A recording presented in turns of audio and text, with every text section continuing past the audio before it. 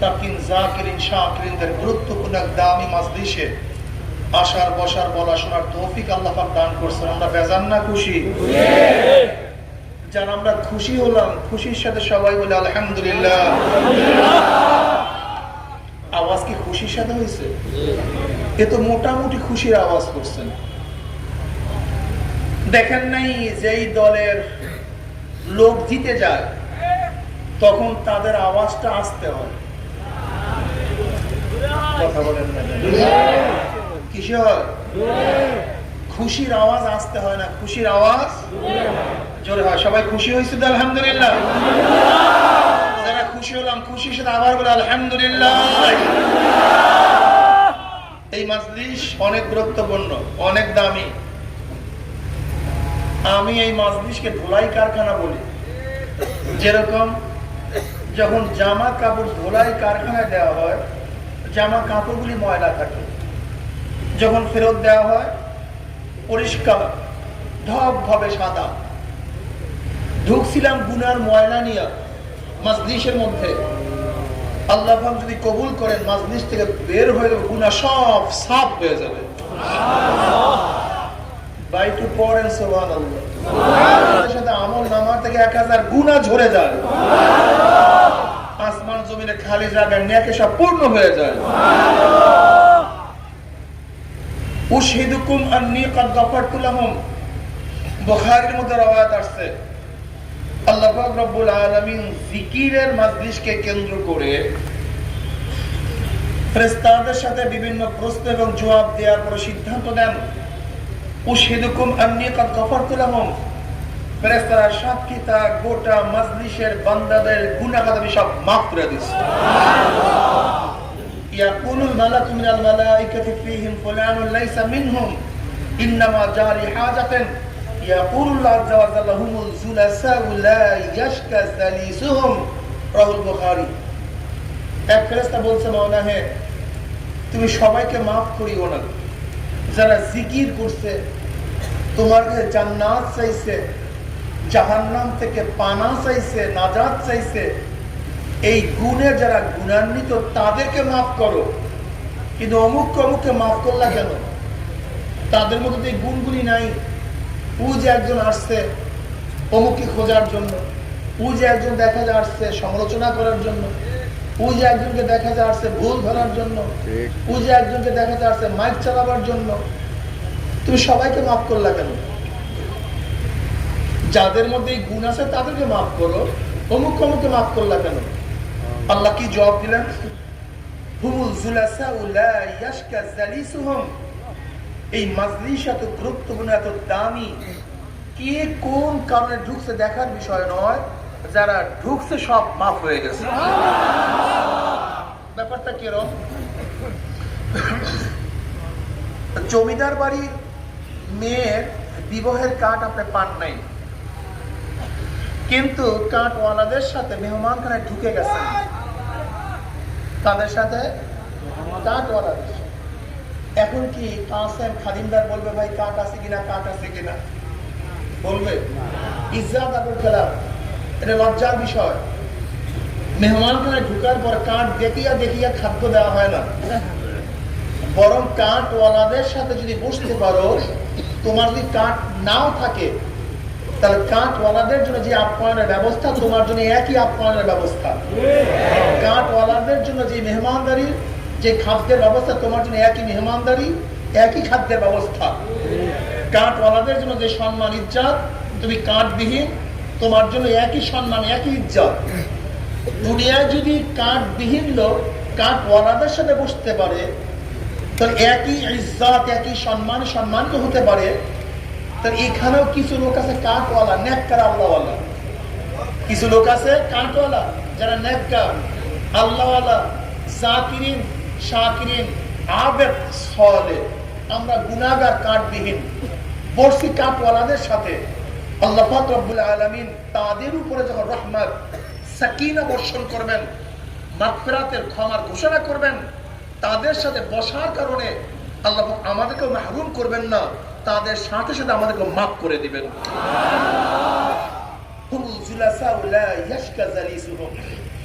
এই মজলিস অনেক গুরুত্বপূর্ণ, অনেক দামি। খুব খেয়ালের সাথে বয়ান শোনা চাই। আমার তন মন, আমার শরীর এখানে থাকবে, মনটা বাড়িতে থাকবে। মন কোথায় থাকবে? শরীর এখানে, মন বাড়িতে। বয়ানে কোনো ফায়দা হবে না। শরীর বাড়িতে, মন এখানে, তাতেও লাভ নাই। শরীর মন একই জায়গায় রেখে খুব খেয়ালের সাথে বয়ান শোনা চাই। গোটা দুনিয়া কিয়ামত হয়ে যাক, ওই দিকে আমার খবর নেই, আমার খেয়াল বয়ানের দিকে। ঠিক আছে না ভাই? আমি ছোট্ট একখানা আয়াত শরীফ তেলাওয়াত করছি, আর ছোট্ট একখানা হাদিস আপনাদের কাছে বয়ান করছি। এর উপরে বিশদ ব্যাখ্যা দেওয়ার সময় আমার নেই, এলেমও নেই, কাজে সংক্ষিপ্ত সময় কথা শুনতে হবে। আল্লাহ পাক কালামে পাকের মধ্যে ফরমান, ফারিকুন ফিল জান্নাতি ওয়া ফারিকুন ফিস সাঈর। আজকে দুনিয়ার মধ্যে আমরা একই মাঠে খেলাধুলা করি, একই বাড়িতে বসবাস করি, এই একই মাঠে বয়ান শুনতেছি, একই সাথে একই মার্কেটে ব্যবসা করতেছি। আজকে দুনিয়ার মধ্যে সবাই একই সাথে আছি, কিন্তু মৃত্যুর পরে গ্রুপ দুইটা। গ্রুপ কয়টা ভাই? আমার বক্তব্য না, আল্লাহ নিজেই বলেন, ফারিকুন ফিল জান্নাতি ওয়া ফারিকুন ফিস সাঈর। একদল জান্নাতি আর একদল জাহান্নামী। সব শেষ।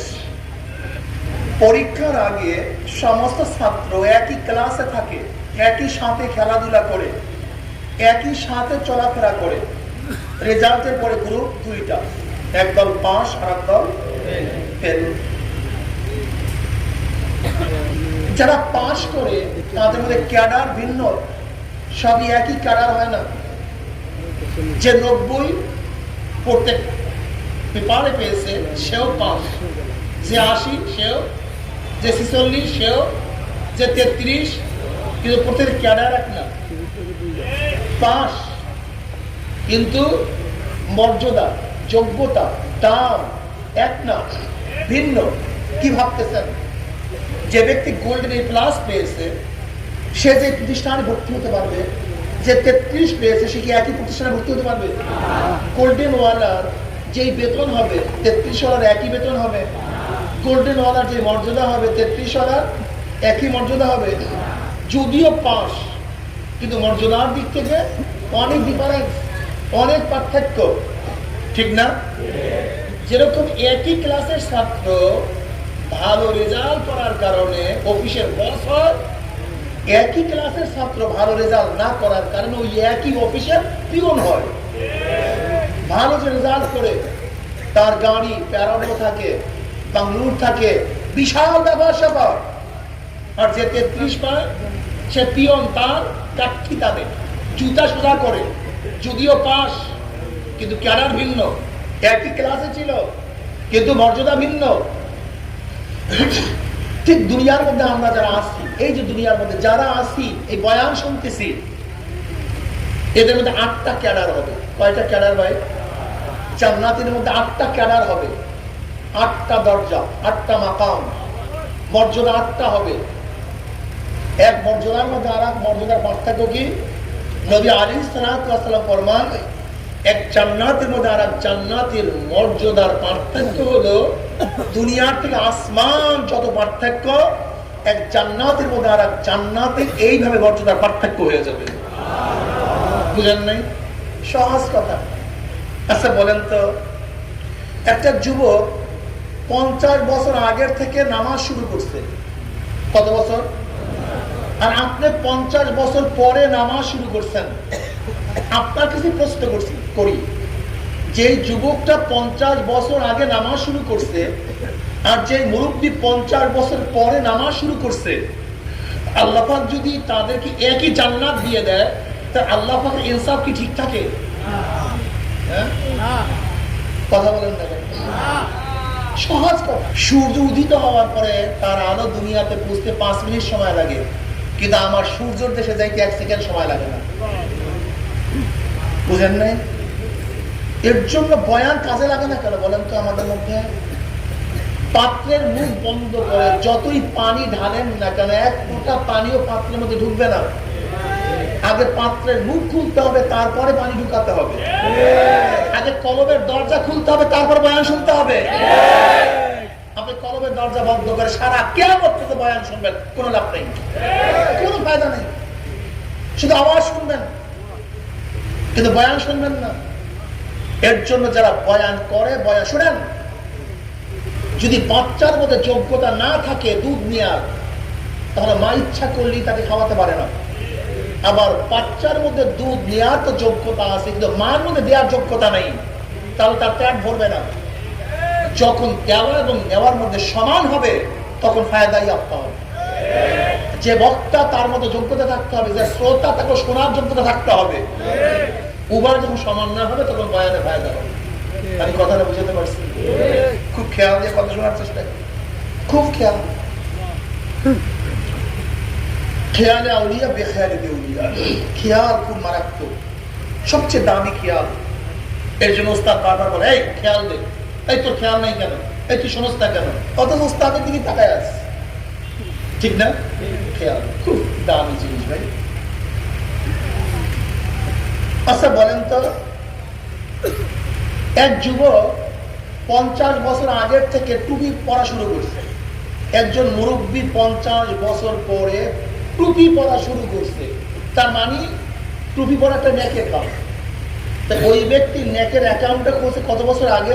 50 বছর। আর মুরব্বী খুলছে, আচ্ছা এক ব্যক্তি টুপির অ্যাকাউন্ট খোলে, বাস নেক পরিপূর্ণ করে ফেলছে। একজনের মাত্র টুপির অ্যাকাউন্ট খুলছে আজকের থেকে। একজন ব্যক্তি 50 বছর আগে থেকে দাড়ির অ্যাকাউন্ট খুলছে, দাড়ির নেকি পূর্ণ হয়ে গেছে। আর একজন মাত্র 50 বছর পরে দাড়ির অ্যাকাউন্ট খুলছে। আপনাদের যুক্তি কি একই জান্নাত পাবে, ঠিক না ভাই? এক ব্যক্তি 50 বছর আগে থেকে রোজা রাখা শুরু করছে, আর একজন মুরব্বী 50 বছর পরে মাত্র রোজা রাখা শুরু করছে, একই জান্নাত। হ্যাঁ, যে যুবক দাড়ি রাখার কারণে তার স্ত্রী চলে গেছে, সেই যুবকের দাড়ি গুরুত্ব। আর তুমি বুড়া হয়ে গেছো, নানা হয়ে গেছো, দাদা হয়ে গেছো, চাচা হয়ে গেছো, তোমার গায়ের সৌন্দর্যটা নষ্ট হয়ে গেছে, ভিতরে চলে গেছে, এখন নাপিত তোমার দাড়ি কাটতে চায় না। এই মুহূর্তে দাড়ি রাখার গুরুত্ব। আর যে যুবক দাড়ি রাখার কারণে তার উস্তাদ তাকে কটূক্তি করছে, তার বন্ধু কটূক্তি করছে, তাকে মৌলবাদী বলছে, তাকে রাজাকার বলছে, তাকে আলবদর বলছে, কিন্তু নবীর প্রেমে দাড়ির মধ্যে পোষ লাগায় নাই। ওই যুবকের দাঁড়িয়ে আর তুমি মুরব্বীর দাঁড়িয়ে একটা কি বুঝাইতে পারছো? তুমি কি বুঝতে চাও? এক দাড়ি বাহ্যিক দৃষ্টিতে এক, কিন্তু দুই দাড়ির মধ্যে আসমান জমিন পার্থক্য, আসমান জমিন পার্থক্য। এত সহজ না, অনেক পার্থক্য, ঠিক না? যে যুবক সুন্নতি জামা গায়ে দেওয়ার কারণে তার কলেজ থেকে নাম কাটা গেছে, তার উস্তাদ নাম কেটে দিয়েছে, তাকে রাজাকার আল বদর বলা হয়েছে, মৌলবাদী চরমপন্থী বলা হয়েছে, কিন্তু যুবক সুন্নাতের প্রেমে পড়িয়া লম্বা জামা গায়ে থেকে নামায় নেই। ওই জামা আর তুমি বুড়া হওয়ার পরে জামা পড়ছো, দুই জামা একই না? অনেক পার্থক্য, অনেক অনেক পার্থক্য, ঠিক না? তুমি সারা জিন্দিগিতে বারের মধ্যে কাটাইছো, বারের মধ্যে থাকতে থাকতে জীবনটাকে ধ্বংস করে ফেলছো, পশ্চিম দিকে সেজদা দাও নাই, এখন বুড়া হয়ে গেছে, বন্ধু বান্ধব সব তোমাকে ছেড়ে চলে গেছে, স্ত্রী তোমার কাছে আসে না, আড্ডায় তোমাকে কেউ নেয় না। এখন বুড়াকালে কি করছো? মসজিদে গেছো। বুড়াকালে কোথায় গেছো? মসজিদে গেছো। মসজিদে গিয়ে তা কি করতেছো? ইবাদতের জন্য জানা, ফাজলানের জন্য গেছো। বলতে আবার কি? মসজিদে গিয়ে একটা চেয়ার নিয়ে নামাজ পড়া শুরু করছে। মাওলাকে সেজদা দেওয়ার জন্য জানে, ফাজলামি করার জন্য গেছো মসজিদে, চেয়ার নিয়ে নামাজ পড়া শুরু করছে। কে ফতোয়া দিস তোমাকে? কোন মুফতি ফতোয়া দিস তোমাকে চেয়ার নিয়ে নামাজ পড়ার জন্য? সে মুফতি কে? সরদার দো আলম আলাইহিস, বুখারী রাওয়ায়াত দেখো নাই? সরদার দো আলম আলাইহিস সালাতু ওয়াস সালাম ঘোড়ার উপর থেকে পড়ে গেছেন, ব্যথা পেয়েছেন, দাঁড়ায় নামাজ পড়তে পারেন নাই। তখন কি উঁচা জিনিস ছিল না? আমার নবী উঁচা জায়গা পড়লেন না কেন? নামাজ বসলেন কেন? নামাজ বসলেন কেন? আমার নবীর যেমন উঁচা জায়গা ছিল না। ইবাদতের অর্থ কি? তুমি দেখো বাইজা উল্টা আকসাল গায়াতুল খুদু আত-তাদাল্লুল, আকসাল গায়াতুল খুদু আত-তাদাল্লুল। ইবাদতের অর্থ হলো শেষ দরজায় নিজের নিচুতাকে প্রমাণ করা, একটা শেষ দরজা। তাদাল্লুল, খুদু, নম্রতা, হীনতা, আমি কিচ্ছু না, এর নাম ইবাদত। তরিকুল মুআব্বাদ, ইবাদত শব্দ তরিকুল মুআব্বাদ, দলিত রাস্তাকে বলা হয় তরিকুল মুআব্বাদ। যে রাস্তার উপর মানুষ ডলে, পাও দিয়া চলে, তাকে বলা হয় তরিকুল মুআব্বাদ। সেখান থেকে ইবাদত, ইবাদত শব্দের অর্থ হলো আবেদ, নিজেকে সবচেয়ে জলিল ও হাকির বানানো, নিচু বানানো, আমি কিচ্ছু না। যে রবের সামনে মাথা নত করতেছি তিনি বড়, আমি ছোট। আর তুমি চেয়ারে গিয়ে কি করতেছো? আল্লাহ, আমি তোমার সামনে চেয়ারে বসে, আমি বড় আর তুমি। এবার বলি নাই, এবার আসল নাই। মানুষের সর্বশ্রেষ্ঠ জায়গা হলো কপাল, আর সর্বনিম্ন জায়গা হলো পাও। এই কপালকে পার সাথে ঠেকাইয়া আমি প্রমাণ করতে চাই, আল্লাহ আমি হলাম এক কাতা নাপাক পানি, তোমার গোলাম। তোমার গোলাম আসছি তোমার কাছে গোলামি করার জন্য। ইবাদতের হাকিকত বুঝতে হবে তোমাকে। ইবাদতের হাকিকত জানো না, এর জন্য দেখছো না তাকবীর তাহরিমের সময় কি বলে? আল্লাহু আকবার, মানে বড় কে? আমি যদি একজনকে বড় বলি তার মানে আমি, কথা বলেন না কেন? আল্লাহু আকবার, বড় কে? অল্টারনেট আমি, আমি কিচ্ছু না। তুমি খালেক, আমি মাখলুক। তুমি বড়, আমি ছোট। এটা প্রমাণ করার জন্য ইবাদত। রাগ করিয়েন না আমার মুরব্বী বাবারা, যদি কাল প্রয়োজন হয় নামায় বসেন, দুই পাও সরাইয়া বসেন, আসন গাতিয়া বসেন, শুইয়া নামাজ পড়েন, তারপরে জমিনের মধ্যে আসেন। কিসের মধ্যে আসেন? তারপরও জমিনের মধ্যে আসেন। এটা মানায় না। আল্লাহ সামনে থাকবে নামাজের সময়, আর একটা চেয়ারের মধ্যে থাকবে, এটা মানায় না, এটা মানায় না। আপনি ফতুয়া পড়ে থাকেন, ফতুয়া পড়ে দেন, কিন্তু ইবাদতের হাকিকত থাকে না, ইবাদতের মূল থাকে না। ইবাদতের হাকিকত হলো নিজেকে জলিল হাকির মনে করা।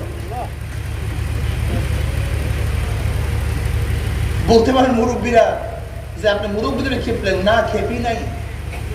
মুরব্বীরা দামি, কোনো সন্দেহ নাই, কিন্তু কোন হায়াত দামি সেটা আমাদেরকে জানতে হবে। জানেন কোন হায়াত দামি? জানেন? যে হায়াত লম্বা হবে, তার মধ্যে ন্যাকও হবে, সেই হায়াত সবচেয়ে দামি হায়াত। যেই ছেলেটা, যেই যুবকটা 50 বছর আগের থেকে ন্যাক করা শুরু করছে, তার হায়াতটা কি?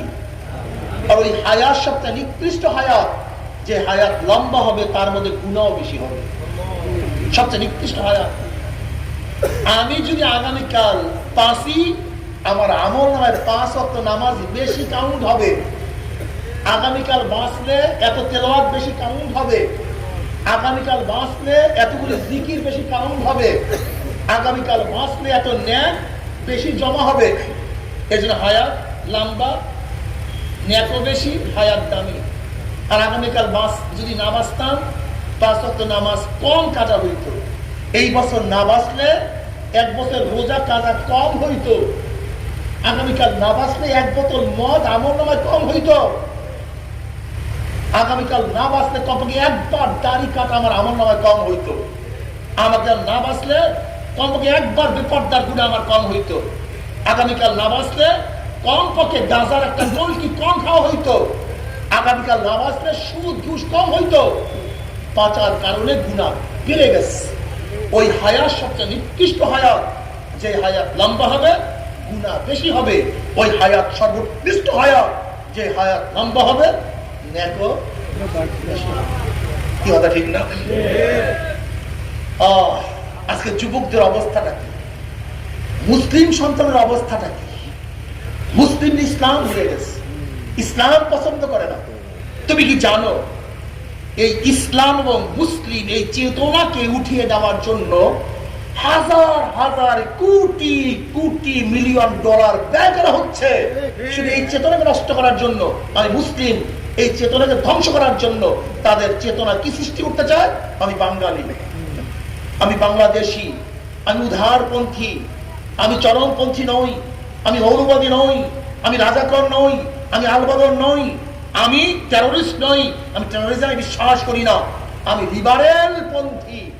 অর্থাৎ ইসলামী চেতনাকে ধ্বংস করে বিভিন্ন চেতনা সৃষ্টি করার জন্য হাজার হাজার কোটি কোটি মিলিয়ন ডলার ব্যয় করা হচ্ছে। তোমার খবর নেই, তোমার খবর নেই। তুমি দেখো আমাদের দেশে ভারতের প্রাইম মিনিস্টার বাজপেয়ী, অটল বিহারী বাজপেয়ী আসছিল, ধুতি পরে আসছিল না প্যান্ট শার্ট পরে আসছিল? জানো কি পরে আসছিল? ধুতি কিসের পোশাক? কথা বলেন না কেন? আমাদের দেশের প্রাইম মিনিস্টার, আমাদের দেশের প্রেসিডেন্ট বিদেশ সফর কি টুপি পরিয়া যেতে পারবে? পাগড়ি পরিয়া, সুন্নতি জামা পরিয়া? কারণটা কি বলতো? অটল বিহারী বাজপেয়ী ভারতের প্রাইম মিনিস্টার বাংলাদেশে ধর্মীয় পোশাক পরে আসতে লজ্জা পায় নাই। তুমি আমি কেন ধর্মীয় পোশাক পরে লজ্জা পাই? তোমার মাথার মধ্যে চিন্তা করছে একদিনও?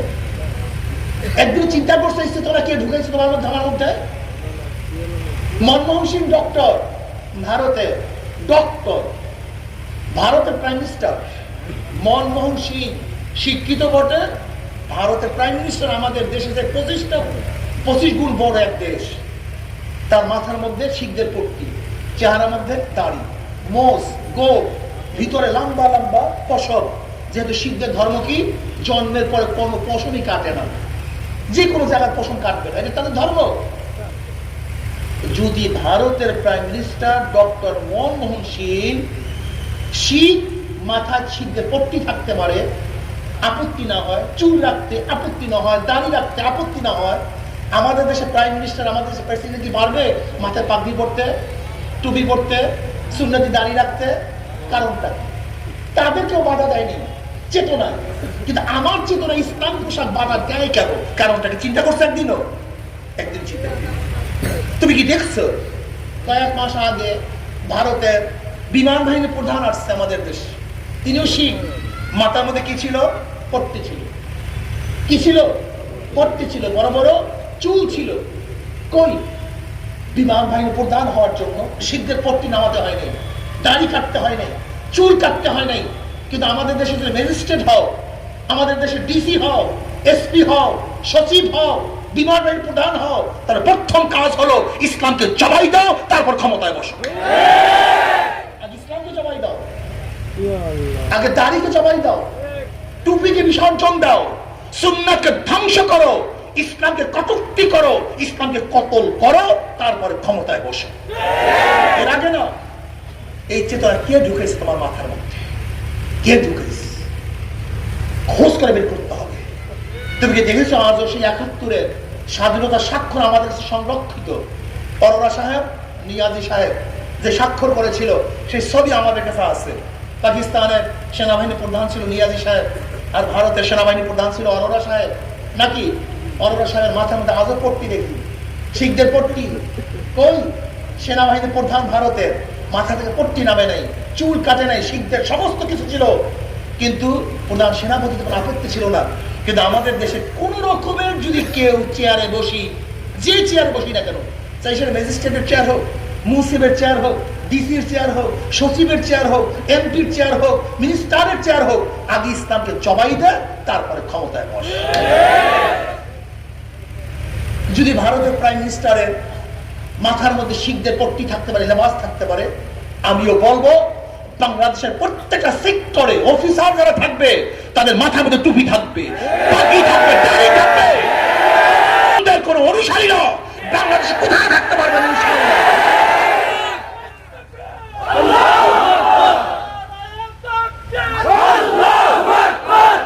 ইসলামী চেতনা সৃষ্টি করো, ইসলামী চেতনা। এই চেতনাকে ধ্বংস করার জন্য কোটি কোটি কোটি মিলিয়ন ডলার ব্যয় করা হচ্ছে। হাজারো হাজারো চিন্তাবিদরা শুধু মাথার মধ্যে এই জিনিসটা ঢুকাবার চেষ্টা করা হচ্ছে। তুমি উদারপন্থী, তুমি নন সাম্প্রদায়িক না, আমি মুসলিম সম্প্রদায়ের লোক। আমি মুসলিম সম্প্রদায়ের লোক, আমি নন সাম্প্রদায়িক নই। আমি মুসলিম সম্প্রদায়ের লোক, কিন্তু ইসলাম কাউকে অত্যাচার করে না, অবিচার করে না। একমাত্র ইসলামই সবার অধিকারকে ফিরিয়ে দিয়েছে। অন্য দুনিয়ার কোন জাতি, কোন ধর্ম, কোন আদর্শ, কোন নীতি গোটা দুনিয়ার সমস্ত মানুষের আদর্শ, গোটা দুনিয়ার সমস্ত মানুষের অধিকারকে ফিরিয়ে দিতে পারেনি। আমি সেই মুসলিম। সমস্যা কি আমার? শেখ সাহেবের অসমাপ্ত আত্মজীবনের মধ্যে উনি কি লেখেন? আমার পরিচয় দুইটা। উনি নিজে লিখেন আমার পরিচয়, আমি প্রথম মুসলিম, তারপরে বাঙালি। আমি প্রথম কি? তারপরে ইসলামকে বাদ দিয়ে আমি বাঙালি নই। ইসলামকে বাদ দিয়ে আমি বাঙালি নই। ইসলামকে বাদ দিয়ে আমি বাংলাদেশিও নই। আগামী মুসলিম, তারপরে সব পরিচয়। আগামী মুসলিম, তারপরে আওয়ামী লীগ। আগে মুসলিম, তারপরে বিএনপি। আগে মুসলিম, তারপরে জাতীয় পার্টি। আমি মুসলিম, তারপরে চরমনাই। আমি মুসলিম, তারপরে এমপি। আমি মুসলিম, তারপরে মিনিস্টার। ইসলাম, ইসলামকে বাদ দিয়ে আমার তৃতীয় কোনো পরিচয় থাকতে পারে না। ইসলামী চেতনা কই? এই ইসলামী চেতনাকে ঠিক রাখো। এইটাকে ধ্বংস করার চক্রান্ত চলছে। ইসলামের সাথে আমার বাবার টক্কর লাগলে বাবা ঠিক থাকবে, ইসলাম ঠিক থাকবে।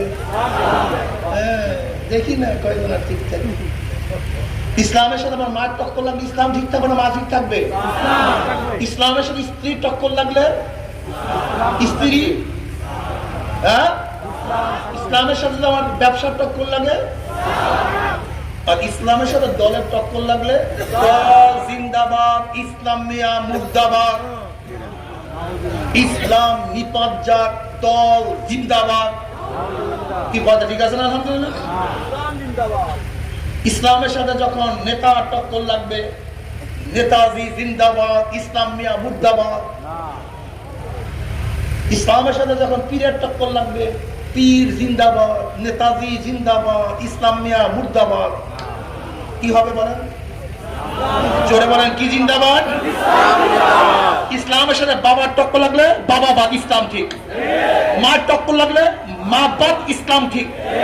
বন্ধুর টক্কর লাগলে বন্ধু বাদ, ইসলাম ঠিক। ছেলের টক্কর লাগলে ছেলে বাদ, ইসলাম ঠিক। আমার মেয়ের টক্কর লাগলে মেয়ে বাদ, ইসলাম ঠিক।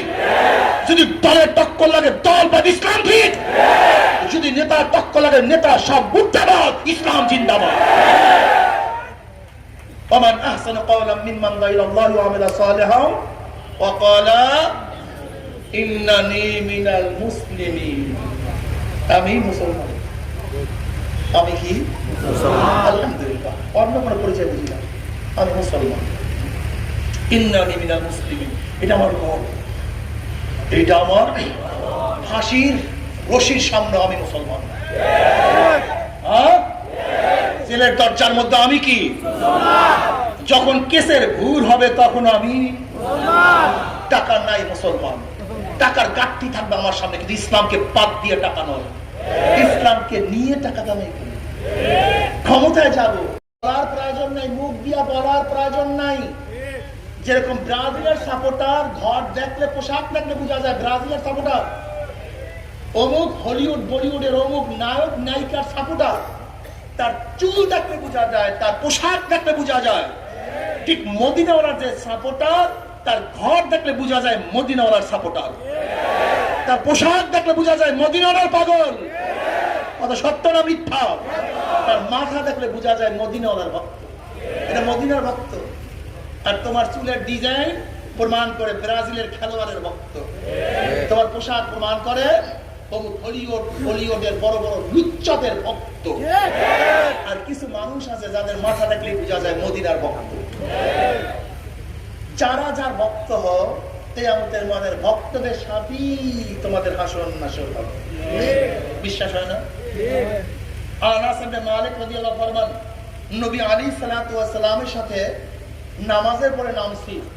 উম্মি এক সাহাবী প্রশ্ন, ইয়া নবী আল্লাহ, কিয়ামত কবে হবে? নবী আলাইহিস সালাতু ওয়াস সালাম কিয়ামতের খবর নাস, কিয়ামতের জন্য কি জোগাড় করছো?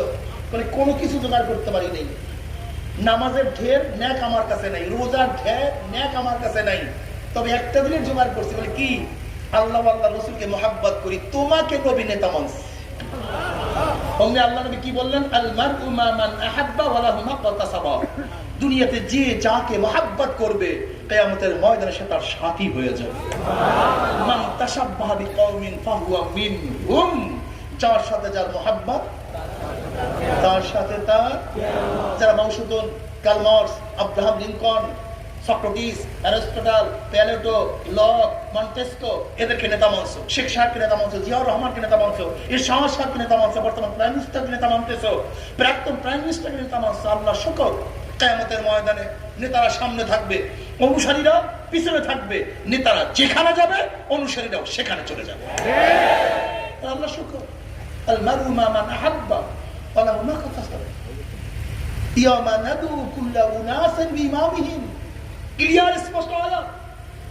আর যারা আল্লাহর নবীকে নেতা মানছো, উলামায়ে কেরামকে নেতা মানছো, আল্লাহর কসম কিয়ামতের ময়দানে নবী সামনে থাকবে, উলামায়ে কেরাম আমাদের সামনে থাকবে। তারা যেখানে যাবে আমরাও সেখানে চলে যাব। এর জন্য পারি না তা না, পারি করি না, পারি না তা না, পারি টুপি ছাড়তে পারি না তা না, পারি ছাড়ি না। বুঝেন? আমাদের মাথায় কিন্তু টুপি ফিক্সড হয়ে আসে নাই, এটা ভুল বুঝতেছেন আপনারা। কোন টুপিওয়ালাদের টুপি জন্মগত ফিক্সড হয়ে আসে নাই, এটা পরে পড়ছি। দাড়ি কাটতে পারি না তা না, পারি কিন্তু কাটি না। প্যান্ট শার্ট পরতে পারি না তা না, পারি পরি না। গান শুনতে পারি না তা না, গান শুনতে পারি কিন্তু শুনি না। নামাজ কাজা করতে পারি না তা না, কাজা করতে পারি কিন্তু নামাজ কাজা করি না, ছাড়ি না। বেপর্দা হইতে পারি না তা না, বেপর্দা হইতে পারি কিন্তু বেপর্দা হই না। আওয়ামী লীগ, বিএনপি, জাতীয় পার্টি, জাসদ, বাসদ, ছাত্র ইউনিয়ন অমুক তমুক করতে পারি না তা না, পারি কিন্তু করি না। মদ পান করতে পারি না তা না, মদ পান করতে পারি কিন্তু পান করি না। সুদ ঘুষ খাইতে পারি না তা না, কিন্তু খাই না। এর মূল কারণটা হলো এই, আমরা বিশ্বাস করছি দুনিয়া কিছু না, দুনিয়া একটা স্বপ্নের জিন্দেগি। আর কবে জন্ম হইলাম, কবে দাঁত উঠলো, কবে দাঁত পড়লো, কবে কোন তারিখের থেকে চেহারার মধ্যে দাড়ি ওঠা শুরু করলো, আবার কবে কোন তারিখের থেকে কাঁচা দাড়ির মধ্যে কোন রং তুলি আস্তে আস্তে সাদা রং লাগানো শুরু করলো। কে চোখের পাওয়ার হরণ করতে আছে, কে কানকে দুর্বল করিয়া ফেলাইতে আছে, কে হাতের শক্তি রহিত করতে আছে, কে মাজা কোমরকে ঝুঁকাইয়া ফেলাইতে আছে।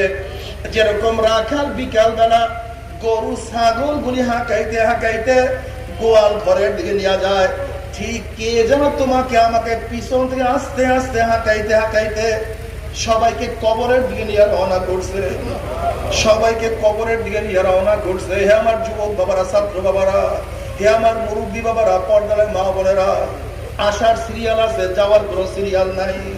আম পাকার সময় আছে, ধান পাকার সময় আছে, সূর্য ওঠার সময় আছে, সূর্য ডোবার সময় আছে, কিন্তু তোমার আমার কোনো সিরিয়াল নাই, কোন সময় নেই। আল্লাহ তুমি মাফ করিয়া দাও। এ আমার যুবক বাবারা, মুরব্বী বাবারা, পর্দার মা ও বোনেরা, কেন খেয়াল করো না? আজকে পরীক্ষায় একবার ফেল করলে বারবার পরীক্ষা দিয়ে পাস করার আশা করা যায়। আজকে দুনিয়ার ব্যবসায় একবার লস খেলে বারবার ব্যবসা করিয়া লাভ করার আশা করা যায়।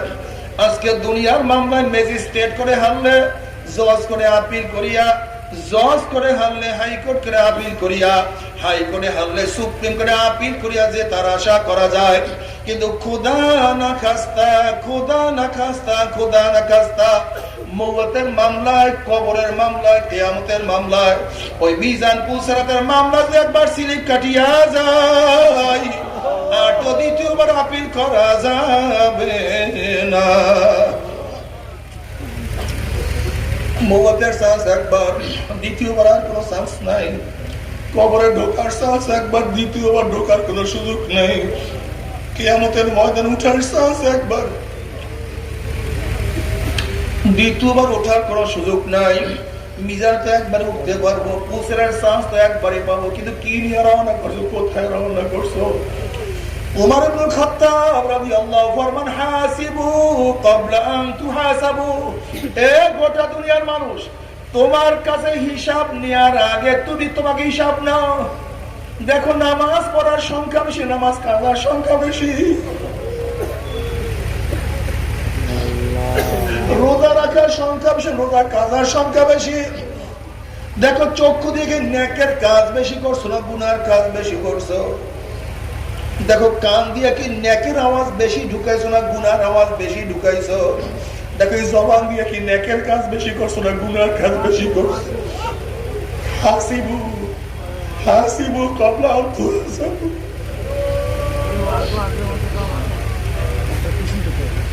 এই হাত দিয়া নেকের কাজ বেশি করছো না গুনার কাজ বেশি করছো? এই হাত দিয়া কত সুদ গ্রহণ করছো? এই হাত দিয়া কত ঘুষ গ্রহণ করছো? এই হাত দিয়া কত গাঁজার কলকে স্পর্শ করছো? এই হাত দিয়া কত মদের বোতল স্পর্শ করছো? আল্লাহ মাফ করিয়াই দাও। এই হাত দিয়া কত অন্যায় ভাবে অন্য মহিলার গায়ে হাত লাগাইয়া ফেলাইছো? এই হাত দিয়া কত জুলুম করছো, কত খুন করছো, কত অত্যাচার করছো? আরে এই পাও দিয়া কি নেকের দিকে বেশি হাঁটছো না গুনার দিকে বেশি হাঁটছো? আবার গুনাহ যা করছো তওবা করতে পারছো কি পারো নাই? তওবা যা করছো আমার মাওলায় মাফ করছে কি করে নাই? যদি মাফ না করিয়াই থাকে কি উপায় হবে? আল্লাহ তুমি মাফ করিয়া দাও। আমার মুরব্বী বাবারা জীবনটাকে ধ্বংস করিয়া ফেলাইছ, সময় চলিয়া গেছে, সময় নাই, এখনো তওবা না করলে উপায় হবে না। আল্লাহ আমার যুবক বাবারা সময় চলিয়া যাইতে আছে, প্রতিদিন সময় চলিয়া যাইতে আছে। যেই দিন আজকে চলিয়া গেছে এই দিন আর কোনদিন পাবা না, যা পিছনে চলিয়া গেছে আর না। যেই নামাজ কাজা করছো কিয়ামত পর্যন্ত সিজদায় পড়লে আর কোনদিন আদা হবে না। যেই রোজা চলিয়া গেছে কিয়ামত পর্যন্ত সিজদায় পড়লে আর রোজা রাখতে পারবা না। খবরদার আর রোজা ছাড়বো না। আল্লাহ আখারে যদি মাওলাকে নিয়ে কবরে যাইতেই পারো, নবী আলাইহিস সালাতু ওয়াস সালাম রওজার সাথে যখন সূরা খলিফার রাস্তা হইয়া যাবে, ফেরেশতারা বলবে মান হাযা রাজুল, চেনো ওই ব্যক্তিকে। তখন যুবক বলবে এ ফেরেশতা, ওনার প্রেমে পড়িয়া মাথার দিকে টুপি নামাই নাই, ওনার প্রেমে পড়িয়া দাড়ির মধ্যে পোষ লাগাই নাই, আমার স্ত্রী চলিয়া গেছিল, বন্ধুরা দাড়ি দুরিয়া টিটকারি করছে, উস্তাদ পর্যন্ত দাড়ি দুরিয়া কত ফাজলামি করছে, কিন্তু ওনার প্রেমে পড়িয়া দাড়ির মধ্যে পোষ লাগাই নাই। লম্বা জামা গায়ে দিয়া রাস্তায় বের হয়েছি, সাথীরা জামা ধরিয়া কত টানা হেসা করছে, কিন্তু সুন্নাতের পাগল হইয়া লম্বা জামা গাড় থেকে নামাই নাই। ওনার প্রেমে পড়িয়া আমার জীবনের মায়া করি নাই, আল্লাহর রাস্তায় শহীদ হয়ে গেছে। ও যে আমার নবী জনাবে মুহাম্মদুর রাসূলুল্লাহ সাল্লাল্লাহু আলাইহি ওয়াসাল্লাম, উনি আমার মাথায় হাত দিয়ে বলবে সাদাকা দিয়ে আমার বান্দা সত্য কথা বলছে। ওয়াফরুশুল ফরাশা মিনাল জান্নাহ ওয়াল মিসু মিনাল জান্নাহ, এই ফেরেশতারা বান্দা বান্দির গায়ের মধ্যে জান্নাতের পোশাক লাগাইয়া দে, জান্নাতের বিছানা বিছাইয়া দে, জান্নাতের নাজ নিয়ামতের দ্বারা গোটা কবরটাকে ভরিয়া দে। আল্লাহ তুমি কবুল করিয়া নাও। কিয়ামতের ময়দানে আমার নবী নিজের হাতে ডাকিয়া ডাকিয়া, বুখারীর মধ্যে রওয়ায়াত আছে, আমার নবী নিজের হাতে হাউজে কাউসারের পানি পান করাইয়া দিবে। মানুষের বানাবি আজ বাবাদা, যেই ব্যক্তি এক পেয়ালা হাউজে কাউসারের পানি পান করবে 50,000 বছরের মধ্যে আর পানির পিপাসা লাগবে না। আল্লাহ কবুল করিয়া নাও। বুখারীর মধ্যে রওয়ায়াত আছে, নবী আলাইহিস সালাতু ওয়াস সালাম পুসরাতের কিনারে দাঁড়ানো থাকবে, তার উম্মতরা পাড়ি দেওয়া শুরু করবে। যাদের ঈমান আমল মজবুত, বিজলির গতিতে পুসরাত পাড়ি দিয়া মাওলার জান্নাতে চলিয়া যাবে। যাদের ঈমান আমল একটু দুর্বল, বাতাসের গতিতে পুসরাত পাড়ি দিয়া মাওলার জান্নাতে চলিয়া যাবে। যাদের ঈমান আমল একটু দুর্বল, ঘোড়ার গতিতে পুসরাত পাড়ি দিয়া মাওলার জান্নাতে চলিয়া যাবে। যাদের ঈমান আমল একটু দুর্বল, দৌড়ে দৌড়ে পুসরাত পাড়ি দিয়া মাওলার জান্নাতে চলিয়া যাবে। একদল মানুষ তো এইভাবে পার হবে, হাঁটবে, গুল্লাইতে গুল্লাইতে হাঁটবে, আবার পড়িয়া যায় যায় এরকম ঘটঘটে পার হইয়া চলিয়া যাবে। আল্লাহ তুমি পারি দেওয়ার তৌফিক দিয়ে দিও।